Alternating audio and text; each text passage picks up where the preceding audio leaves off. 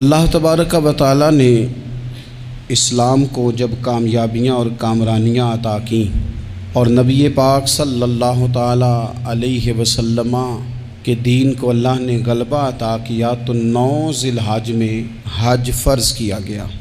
حج اس سے پہلے بھی کیا جاتا تھا، پرانی شریعتوں میں بھی حضرت ابراہیم علیہ السلام کے طریقے پر حج ہوتا تھا، پھر کفار مکہ نے، قریش مکہ نے اس میں کچھ غلط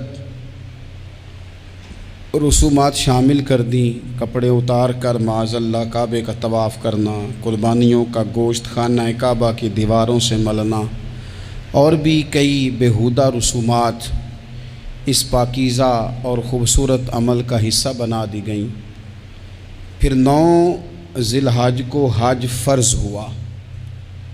نبی پاک صلی اللہ تعالی علیہ وسلم نے حضرت ابو بکر صدیق کو امیر حج بنا کے رخصت فرمایا۔ دیکھیں کہاں کہاں محبوب انہیں اپنا نائب بناتے ہیں۔ اب 9 کو تو حضور نے حضرت ابو بکر صدیق کو امیر حج بنایا اور پھر اعلان فرمایا، جہاں جہاں مسلمان آبادیاں تھیں وہاں اعلان کر دیا گیا کہ آئندہ سال رسول پاک علیہ السلام خود حج کے لیے تشریف لے جائیں گے۔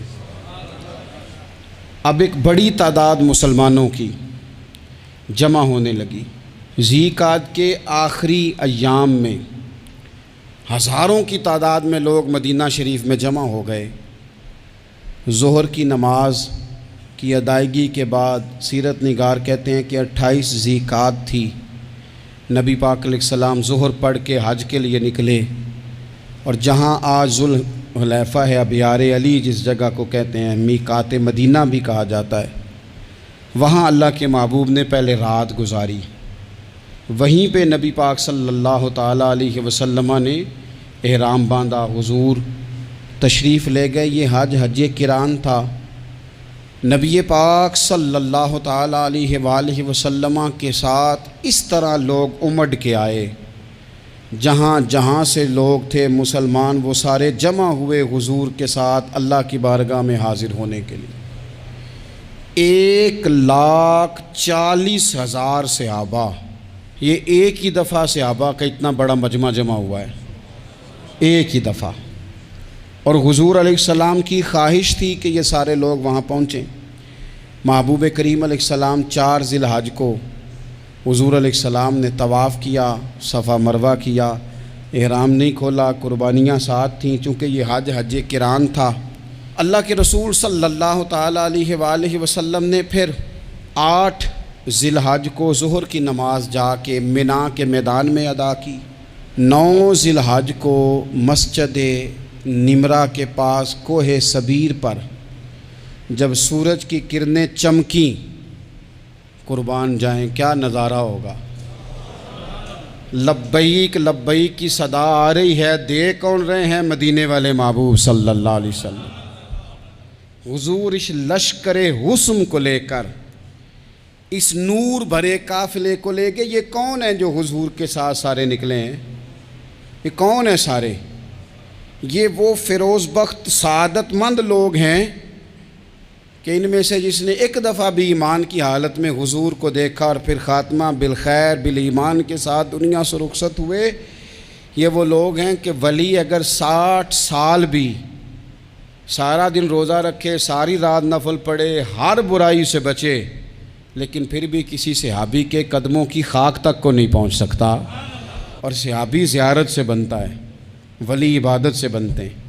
نبی پاک صلی اللہ تعالی علیہ وسلم کے وہ سارے صحابہ کون ہیں؟ الصحابہ النجوم، یہ حضور کی چاروں جانب یہ چمک رہے ہیں، انہیں خود میرے نبی پاک نے ستارے فرمایا ہے۔ ایک سمت علی، ایک سمت عمر، صدیق ادھر، عثمان ادھر۔ ان جگمگ جگمگ تاروں میں بھلا مہتاب کا عالم کیا ہوگا؟ اور ہر کوئی فدا ہے بن دیکھے تو پھر دیدار کا عالم کیا ہوگا؟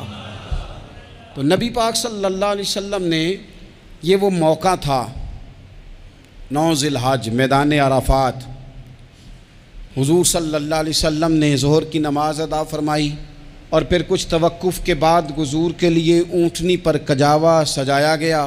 حضور اپنی کسوا نامی اونٹنی پر سوار ہوئے، میرے محبوب نے خطبہ دینے کا ارادہ فرمایا۔ رب کریم نے ارشاد فرمایا الیوم اکملت لکم دینکم، آج میں نے تمہارے لیے تمہارا دین مکمل کر دیا ہے، مکمل ہو گیا دین، اس کے بعد کوئی اور دین نہیں آئے گا۔ اس آیت نے بتا دیا کہ حضور آخری نبی ہیں، دین مکمل ہو گیا، اب کسی اور پیغمبر کی، رسول کی، دین کی، کتاب کی ضرورت باقی۔ آج میں نے تمہارے لیے تمہارا دین مکمل کر دیا۔ اور کیا خوبصورت لفظ ہیں قرآن پاک میں، فرمایا وَأَتْمَمْتُ عَلَيْكُمْ نِعْمَتِي، اور آج میں نے تم پر اپنی نعمتیں تمام کر دی ہیں، نعمتیں مکمل کر دی۔ وَرَضِيتُ لَكُمُ الْإِسْلَامَ دِينًا، اور اللہ فرماتے ہیں میں نے تمہارے لیے دین اسلام کو پسند کیا ہے، یہ میری رضا ہے، یہ دین اسلام تمہارے لیے پسند کیا ہے۔ کوئی بندہ ساری زندگی مخلوق کی خدمت کرے، ساری زندگی رستوں سے کانٹے اٹھائے، ساری زندگی خیر کا کام کرے، کسی کو تکلیف نہ دے، لیکن اگر مسلمان نہیں نا، اگر کلمہ نہیں نہ پڑھتا، تو اس کی ساری عمر کی خیر بھی کسی کام کی نہیں۔ اس لیے کہ رب فرماتا ہے جڑ دین اسلام ہے، جڑ ہوگی تو پھر شاخیں قبول کی جائیں گی نا، تو اگر جڑ ہی سرے سے نہیں ہے تو خیر کرنے کا معنی۔ کچھ لوگ کفار کی، مشرکین کی تعریف کرتے ہیں کہ جناب بلے بلے اتنے ویلفیئر کام ہو رہے ہیں، تو یاد رکھو سب سے ضروری جڑ ہے۔ قرآن پاک میں رب تعالیٰ نے منافقین، مشرکین اور کفار کے اعمال کی بنیاد اس طرح کی بتائی ہے کہ جس طرح پتھر پر تھوڑی گرد پڑ جائے، ذرا ہوا کا جھونکا ہے یا بارش آئے تو پتھر صاف کا صاف ہو جاتا ہے۔ ان کے اعمال اس طرح کے ہیں۔ اس خیر کا کیا مطلب کہ جس خیر میں ایمان ہی شامل نہیں؟ جب تک بندہ مومن نہ ہو اس کا کوئی عمل بھی اللہ کی بارگاہ میں قابل قبول نہیں ہوتا۔ یہ آیت نازل ہو گئی، فرمایا دین مکمل ہو گیا۔ او میرے بھائیو، خدا را سوچو، کوئی شے مکمل نہیں دنیا میں، کوئی شے بھی۔ کروڑوں کا مکان بنا لو پھر بھی کوئی نہ کوئی نقص نکل ہی آتا ہے۔ کوئی دنیا میں شے مکمل ہے ہی نہیں۔ اگر کوئی شے مکمل ہے تو وہ مدینے والے رسول کا دین مکمل ہے۔ مکمل، جب ہم کہتے ہیں نا مکمل دین، تو لوگ سمجھتے ہیں تو شاید سادی سی بات ہے۔ یہ وہ والی بات ہے جو دنیا میں کہیں نہیں پائی جاتی۔ جب یہ آیت نازل ہوئی تھی نا، تو بخاری میں موجود ہے، ایک بہت بڑا یہودیوں کا عالم حضرت عمر فاروق رضی اللہ تعالیٰ عنہ سے کہنے لگا یہ جو تم پر آیت نازل ہوئی ہے نا کہ دین مکمل ہو گیا، یہ اگر ہم پر نازل ہوتی نا تو جس دن یہ آیت نازل ہوئی ہوتی ہم نے ہر سال اسی دن کو عید بنا لینا تھا کہ دین مکمل ہو گیا۔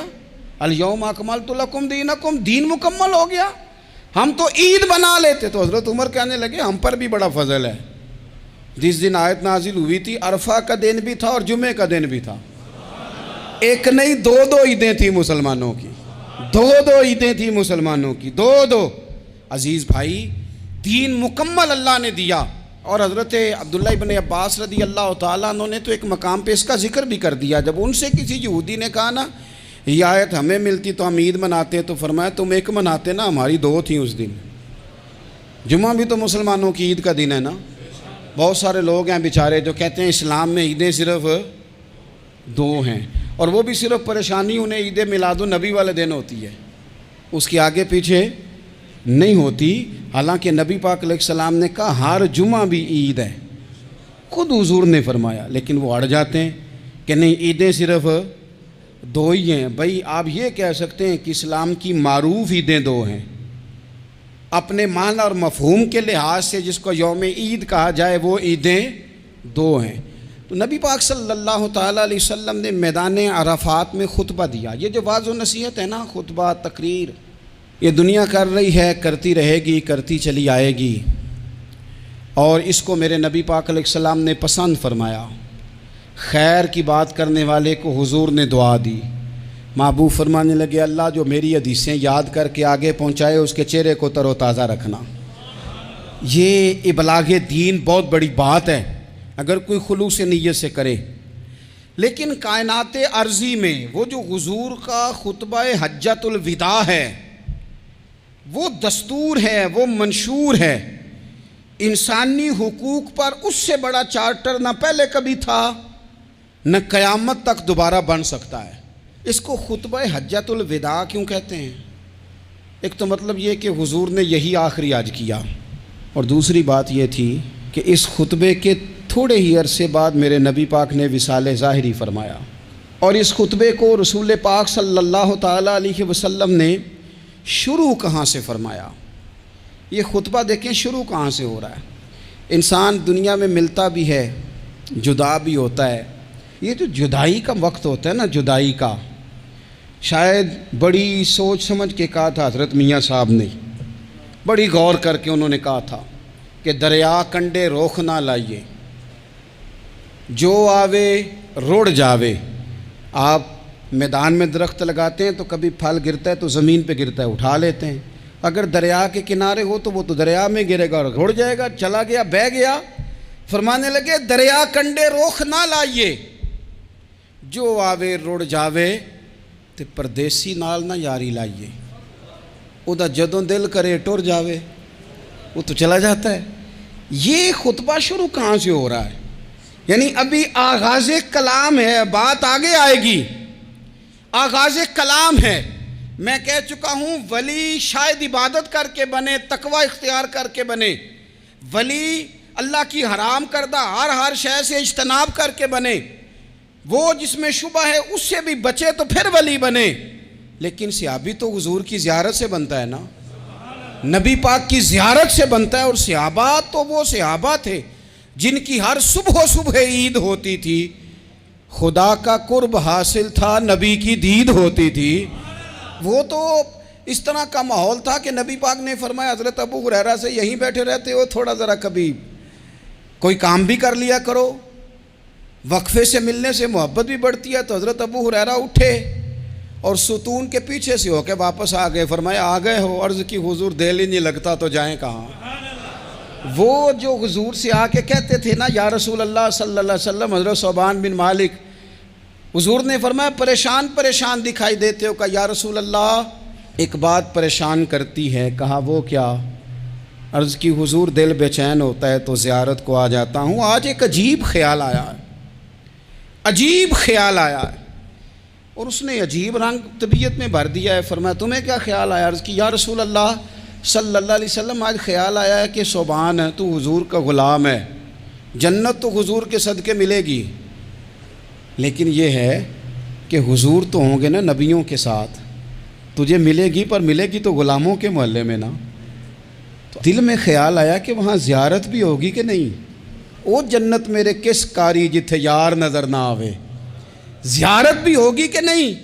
حضور کی بارگاہ میں جب حضرت ثوبان نے عرض کی تو رب کریم نے فرمایا محبوب جو تیری اور تیرے رب کی اطاعت کرے نا، اولئک انعم اللہ علیہم من النبیین والصدیقین والشہداء والصالحین، فرمایا ان کو اللہ نبیوں کے، صدیقین کے، شہداء اور صالحین کے ساتھ ہی جنت میں اکٹھا فرمائے گا، وہ اکٹھے رہے۔ تو جن کو تو جنت میں بھی حضور کی زیارت کے بغیر چین نہیں تھا، ان کو حضور نے خطبہ حجۃ الوداع شروع کرتے وقت پہلا جملہ پتہ کیا کہا؟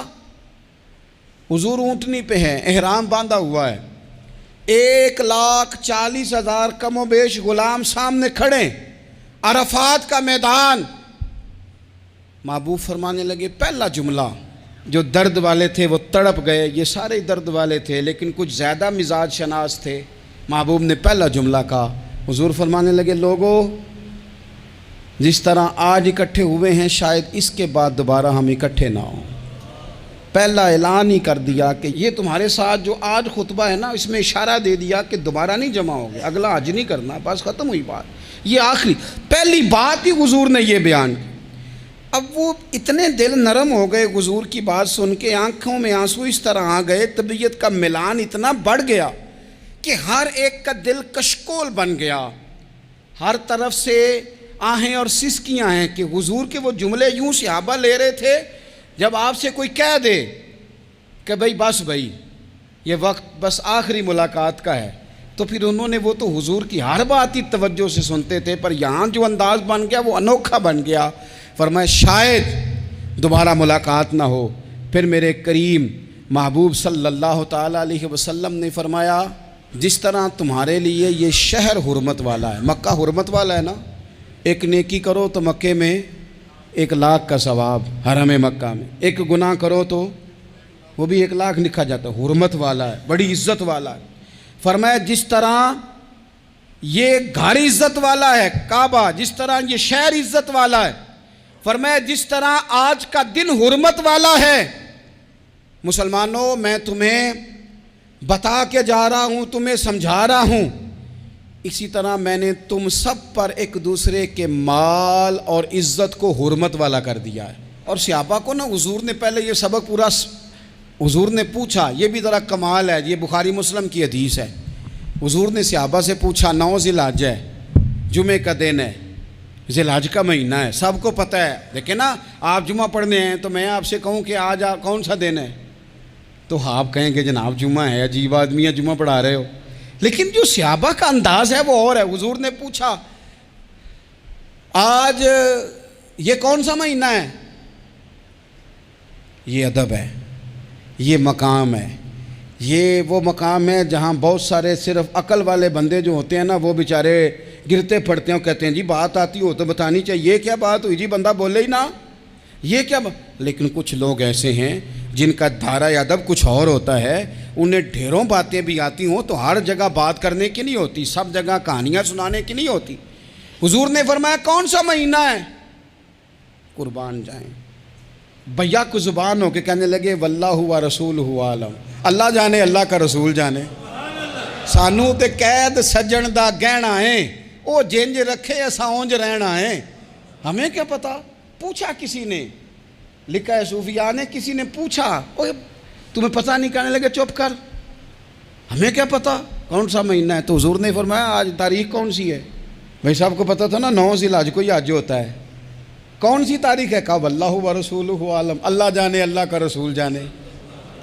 قربان جائیں. حضور نے پوچھا دن کون سا ہے, سب کو پتہ ہے جمعہ ہے, کہنے لگے واللہ و رسولہ عالم, اللہ جانے اور اللہ کا. وہ صحابہ بتا کیوں نہیں رہے, تو اہل محبت کہتے ہیں صحابہ کا جواب یہ تھا ہمیں کوئی مہینوں سے غرض ہے, ہمیں کوئی دن سے غرض ہے, ہمیں کوئی تاریخ سے غرض ہے. حاجیو آؤ شہنشاہ کا روضہ دیکھو, کعبہ تو دیکھ چکے, کعبے کا بھی کعبہ دیکھو, ہمیں تو محبوب سے غرض ہے. مہینہ تھا ذی الحج کا, اگر حضور کہہ دیتے ذی الحج نہیں ذی قعد ہے تو ہم نے ذی قعد ہی بنا لینا تھا. تاریخ تھی 9, اگر حضور فرما دیتے 11 ہے تو ہم نے 11 ہی بنا لینی تھی. دن تھا جمعے کا, اگر حضور کہتے پیر ہے تو ہمیں کیا لگے, ہمیں تو محبوب کی رضا چاہیے. آپ دیکھیں نا ایک صحابی کے ہاتھ ذرا لمبے تھے تو حضور نے فرمایا یا ذوالیدین, او لمبے ہاتھوں والے. ان سے کوئی پوچھتا نام کیا ہے تو کہتے میرا نام ہے 2 ہاتھوں والا. او بھائی میرے بھی 2 ہیں, تم کیوں 2 ہاتھوں والا. کہنے لگے یہ نہیں مجھے پتا, مجھے نبی پاک نے کہا 2 ہاتھوں والا. تو ٹھیک ہو گئی جو حضور نے نام رکھ دیا. تو حضور سید عالم نے پوچھا, پھر حضور نے حرمت یاد کرائی, فرمایا یاد رکھو یہ دن بھی بڑی عزت والا ہے, جمعے کا ہے, یہ مہینہ بھی بڑی حرمت والا ہے, ذی الحج کا ہے, یہ تاریخ بھی بڑی حرمت والی ہے. لیکن فرمایا جس طرح اس دن کی, اس شہر کی, اس مہینے کی تم نے عزت کرنی ہے, اسی طرح ایک دوسرے کے مال کا, ایک دوسرے کی عزت کا تم نے پاس کرنا. مسلمان بھائیوں خدا را, یہ حضور کہہ رہے ہیں یار, نبی پاک نے کعبہ کے سامنے کھڑے ہو کے فرمایا بیت اللہ تیری بڑی شان ہے, تیرا بڑا مرتبہ ہے, لیکن فرمایا میرے مومن کی عزت رب کی نظر میں کعبے سے بھی زیادہ ہے. ہم کیسے بیٹھ کے یار, ہم کیسے جرأت کرتے ہیں کسی کی پگڑی کھولنے کی کونے میں بیٹھ کے, ہم اپنے گھر بیٹھ کے کسی پر تبصرہ کر گئے, کسی بندہ مومن کی عزت اچھال گئے, بالکل پتہ نہیں تھا بات کا اور ہم نے کہانی بنا دی پوری کی پوری, داستان سرائی کر گئے. صبح سے شام تک ہماری گپ شپ کا عنوان کیا ہے, کسی نہ کسی کا شکوہ, کسی نہ کسی کی شکایت, یہ ہماری گپ شپ ہے. خدا را حضور نے تو خطبہ حجۃ الوداع میں پہلا سبق یہ دیا تھا کہ میرے جانے کے بعد ایک دوسرے کی عزت کرنا, اور اسی خطبے میں ایک جگہ پہ فرمایا یہ نہ ہو کہ میرے جانے کے بعد تم ایک دوسرے کی گردنیں مارنے لگ جاؤ, ایک دوسرے کی عزتوں کا خیال کرنا, پاس کرنا. مسلمانوں میرے عزیز بھائیوں بزرگوں, عزتوں کا دفاع شروع کریں. تھوڑی دیر کے لیے اپنی زبان لوگوں کے اوپر تبصرہ کرنے سے کنٹرول میں لائیں۔ کچھ چیزیں ایسی، میں مختلف شہروں میں جاتا ہوں، جس شہر میں گئے وہاں لوگوں نے یہ کہا جناب یہاں جو مولانا ہے نا، بعض لوگ یہ باتیں بڑی چسکے لے کے سنتے ہیں، یہاں جو مولانا ہے نا وہ کچھ نہیں کرتے، آپ بڑے اچھے ہیں، یہاں جو پیر صاحب ہیں وہ بڑے گڑبڑ ہیں، آپ بڑے اچھے ہیں۔ تو میں ان سے کہتا ہوں کہ میں اس لیے اچھا ہوں کہ میں تھوڑی دیر کے لیے آیا ہوں، میں نے چلے جانا ہے۔ اور دوسری بات یہ کہ مجھے آپ جتنا مرضی اچھا کہہ لیں، میں نے رخصت ہو جانا ہے 2-3 گھنٹوں کے بعد۔ یہاں جس آدمی کا آپ شکوہ کر رہے ہیں نا، آپ اس کو جنازے کے لیے خبر کریں نہ کریں، اسے پتہ چل گیا نا محلے میں جنازہ ہو گیا ہے، تو اسے کوئی کام بھی ہوا تو اس نے کہنا یار نہیں محلے میں فوتگی ہوگی، میں نے جنازہ پڑھانا ہے، اس نے جانا نہیں۔ تو کمزوریاں تو سب جگہ ہوتی ہیں، لیکن ان کمزوریوں کی وجہ سے آپس میں بغض پیدا کر لیا جائے گا۔ اور پھر کمال بات ہے نا کہ اپنی ساری کمزوریوں سمیت اپنے آپ سے پیار ہے، اپنے آپ سے محبت ہے، اور دوسرے کی ایک کا پتہ چل جائے تو ہمیں گھن آنے لگ جاتی۔ تو حضور نے خطبہ حجت الوداع کے موقع پر یہ بات ارشاد فرمائی۔ دوسرا حضور نے فرمایا لوگوں یاد رکھنا، یہ خطبہ حجت الوداع میں نبی پاک نے فرمایا، یہ حضور خطبہ دے رہے ہیں، اور اس وقت دے رہے ہیں جب حضور صحابہ کو بتا چکے ہیں کہ یہ آخری ملاقات ہے، جو دور دراز سے آئے ہیں ان کو بتایا ہے کہ یہ میری تمہاری جو مجلس ہے، جو محفل ہے، جو تم سے بات ہو رہی ہے، یہ آخری ہے۔ محبوب فرمانے لگے لوگوں یاد رکھنا قیامت قائم ہوگی۔ ان جملوں کا حسن ملاحظہ کر لیں۔ فرمایا قیامت قائم ہوگی، تم اپنے رب سے ملاقات کرو گے، اور فرمایا تمہارا رب تم سے تمہارے اعمال کے بارے میں پوچھے گا۔ یہ خطبہ حجت الوداع میں کریم نے فرمایا، صبح تم اٹھے کیا عمل کیا، اللہ پوچھے گا۔ کسی سے ملاقات ہوئی، طرز کیا تھی، سوچ کیا تھی، اللہ پوچھے گا۔ لین دین میں کیا معاملات تھے، تمہارے اعمال کے، اللہ سے ملاقات ہوگی، وہ کھڑا کر کے پوچھے گا۔ اور حدیث میں کئی جگہ پہ حضور نے فرمایا وہ تم سے سوال کرے گا، تمہیں جواب دینا ہے۔ میرے عزیز بھائیوں، تیار رہنا چاہیے، تیار۔ ہم نا منت کرتے ہیں آخری دن ہو نا، تنخواہ دار لوگ کہتے ہیں یار یہ آخری ایام چل رہے ہیں، کوئی خرچہ نہ بتاؤ، اس لیے کہ حساب کے متھے لگنا ہے۔ آخری دنوں میں، بجٹ کے دنوں میں لوگ پریشان ہوتے ہیں کہ حساب دینا ہے۔ جب رب سے ملاقات کریں گے اور وہ حساب مانگے گا، کتنا مشکل کام ہے۔ اور ایک مقام پہ حضور نے فرمایا جس سے اللہ نے حساب مانگا وہ تو الجھ گیا، دعا کرو وہ حساب مانگے ہی نہ، بے حساب ہی بخشش فرما دے۔ نبی پاک صلی اللہ تعالیٰ علیہ وآلہ وسلم نے ارشاد فرمایا اسی خطبہ حجت الوداع میں، حضور فرمانے لگے سن لو، میں نے تم تک اللہ تعالیٰ کا پیغام پہنچا دیا ہے۔ اب جس شخص کے پاس امانت رکھی ہو اس پر لازم ہے کہ وہ امانت اس تک پہنچا دے جو اس کا مالک ہے۔ ہم بہت سارے لوگ ایسے ہوتے ہیں، ہمارے پاس امانتیں ہوتی ہیں، کچھ بھی نہ ہو تو کچھ لوگوں کے راز کی امانت ہوتی ہے، کچھ بھی نہ ہو تو کچھ لوگوں کی باتیں ہم تک پہنچ جاتی ہیں، وہ راز ہوتا ہے، وہ امانت ہوتی ہے۔ مجلس کی گفتگو بھی امانت ہے، لیکن ہم امانتوں کا خیال نہیں کرتے، خیانت ہو جاتی ہے۔ بہت محتاط ہو کر اپنی زندگی میں امانتوں کا خیال کیا جائے۔ یا ایھا الذین آمنوا لا تخونوا اللہ والرسول وتخونوا اماناتکم وانتم تعلمون۔ اللہ فرماتے ہیں ایمان والو، نہ رب سے خیانت کرنا، نہ رب کے رسول سے خیانت کرنا، نہ آپس میں ایک دوسرے سے خیانت کرنا، جانتے بوجھتے ہوئے یہ کام نہ کرنا۔ وانتم تعلمون، جانتے ہو، تمہیں پتہ ہے۔ کبھی بھی بددیانتی کا مظاہرہ نہ کریں اپنی زندگی میں، کبھی بھی۔ اور یہ بھی یاد رکھ لیں، بچوں کو کیا پتا کہ ہمارا ابا حلال لا رہا ہے کہ حرام لا رہا ہے، آپ لا رہے ہیں نا، تو وہ تو بیچارے بھولے پن میں کھا رہے ہیں، تو حساب آپ نے دینا ہے۔ جنہ لی تو پاپ کمائے ہن کتھے نہیں ہو تیرے کر دے، بلانا۔ تو بچوں کا تو یہ معاملہ ہے بھائی، اللہ ماشاءاللہ کہ وہ وقت پہ ہی، شادی کے 10-15 دن کے بعد ہی ان کو پیغام مل جاتا ہے کہ اگر ہمارا علیحدہ گھر ہو تو میں مرضی سے سجاؤں، تو میں مرضی سے سنواروں، تو میرا کوئی مطلب اپنا سلسلہ ہو، تو بڑے ٹائم پہ ساری باتیں شروع ہو جاتی ہیں، وہ تو معاملہ ہی بالکل اور ہے۔ تو بالکل کسی بھی امانت میں کبھی بھی خیانت کرنے کی کوشش نہ کریں، اور یاد رکھیں مال حرام جہاں آتا ہے وہاں بڑی تباہی آتی ہے، جہاں لوگ بددیانت ہو جاتے ہیں وہاں معاملات بڑے خراب ہو جاتے ہیں۔ اللہ تبارک و تعالیٰ دیانتداری کی توفیق عطا فرمائے۔ حضور نے خطبہ حجت الوداع کے موقع پر فرمایا میں نے آج جاہلیت کے سارے سود ختم کر دیے، نبی پاک میدان عرفات میں کھڑے ہو کے فرمانے لگے جس بندے نے بھی کسی سے پیسے لیے ہیں وہ اصل رقم دے گا، زائد نہیں دے گا۔ حضور کے بڑے قریبی تھے ایک، فرمایا انہوں نے بھی کچھ لوگوں سے پیسے لیے ہوئے، چونکہ وہ سب لوگ کرتے تھے، حرام ہی نہیں تھا، فرمایا میں ان کو بھی حکم دیتا ہوں کہ یہ اصل رقم وصول کریں گے، کسی سے ایک پائی بھی زیادہ وصول نہ کریں گے۔ نبی پاک صلی اللہ تعالیٰ علیہ وسلم نے خطبہ حجۃ الوداع میں ایک باریک بات حضور نے بھی، یہ آپ نے ضرور سمجھنی ہے، بالخصوص جو لوگ تھوڑا دین پر عمل کر رہے ہیں، جن کا لبادہ مذہبی ہو گیا، جنہیں لوگ حضرت صاحب، قاری صاحب، علامہ صاحب، مفتی صاحب، حاجی صاحب، بزرگوں کہہ کے بلاتے ہیں، وہ اس پر توجہ کریں۔ میرے نبی پاک صلی اللہ علیہ وسلم نے خطبہ حجۃ الوداع کے موقع پہ ارشاد فرمایا، لوگو شیطان اب مایوس ہو گیا ہے، وہ تم سے بتوں کی پوجا نہیں کرا سکے گا، ہاں وہ تمہیں چھوٹے چھوٹے گناہوں میں مبتلا کرے گا، وہ تم سے چھوٹے چھوٹے عیب کرائے گا، تم سمجھو گے یہ تو غلطی کوئی نہیں، فرمایا اس سے بچ کے رہنا۔ اب وہ مایوس ہو گیا، بتوں کی پوجا نہیں کرا سکتا، تمہیں اپنی پوجا نہیں کرا سکتا، لیکن چھوٹی چھوٹی غلطیاں، ایک مقام پہ فرمایا نا چھوٹا گناہ ہونا تو مومن اسے پہاڑ سمجھتا ہے، اتنا بڑا ہو گیا، اور منافق کہتا ہے یہ تو کچھ بھی نہیں۔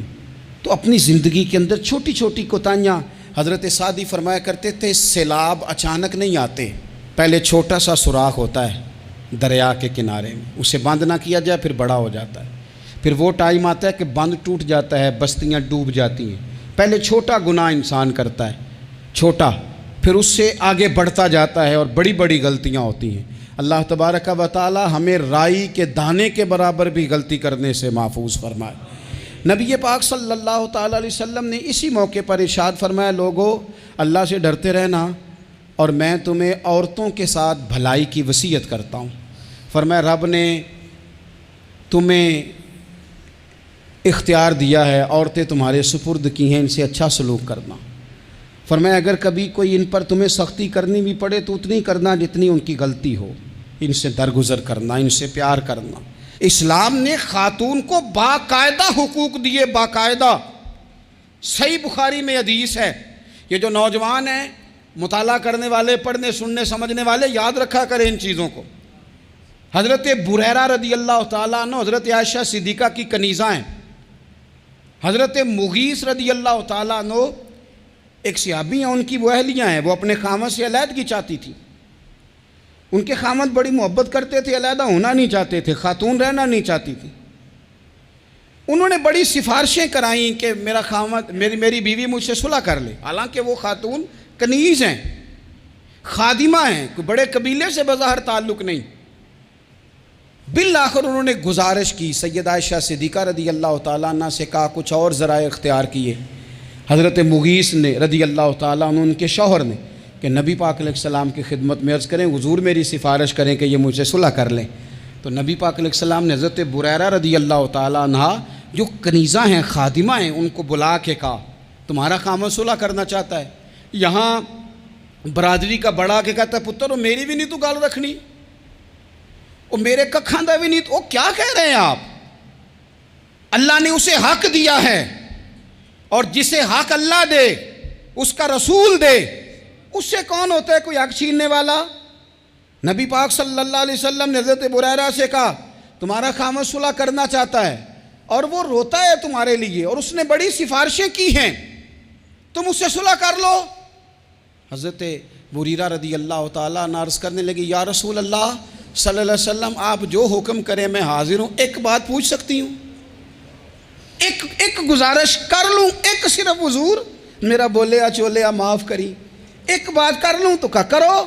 عرض کی یا رسول اللہ یہ آپ کا حکم ہے یا مشورہ ہے؟ یہ محبوب کی بات ہے، محبوب کی۔ کوئی بزرگ کیوں جبر کرتا ہے کسی پہ؟ کوئی حضرت شیخ کیوں کہتے ہیں زبردستی عورت کو کہ تو جا؟ نبی پاک صلی اللہ علیہ وسلم نے فرمایا صلح کر لے۔ یا رسول اللہ ایک بات عرض کروں؟ کرو۔ حضور حکم ہے کہ مشورہ ہے؟ تو نبی پاک نے فرمایا نہیں مشورہ ہے، تم عاقلہ ہو، بالغہ ہو، اسلام تمہیں با اختیار کرتا ہے، چاہو تو رہو، چاہو تو خلا لے لو۔ عرض کرنے لگی حضور اگر مشورہ ہے تو پھر میں مغیث سے صلح نہیں کرنا چاہتی۔ میرے محبوب نے فرمایا تو جس حال میں راضی ہے میں بھی راضی ہوں۔ ٹھیک ہو گئی بات، ختم ہو گئی۔ حضور نے کوئی زور نہیں، اتنے اسلام حقوق دیتا ہے عورت کو۔ کسی کو اجازت نہیں کہ وہ جبر کرے، وہ ظلم کرے۔ میں آ گیا ہوں صلح نہیں کرنی، بے تو کیوں آیا ہے؟ تو نے وقت گزارنا ہے، جانے وہ خاوند کس طرح کا ہو۔ تو نبی پاک صلی اللہ علیہ وسلم نے خطبہ حجۃ الوداع کے موقع پر فرمایا عورتوں کے ساتھ اچھا سلوک کرنا۔ اللہ تبارک و تعالی جو حج پڑھا جا رہا ہے اس کے صدقے پوری امت پر اپنا فضل فرمائے۔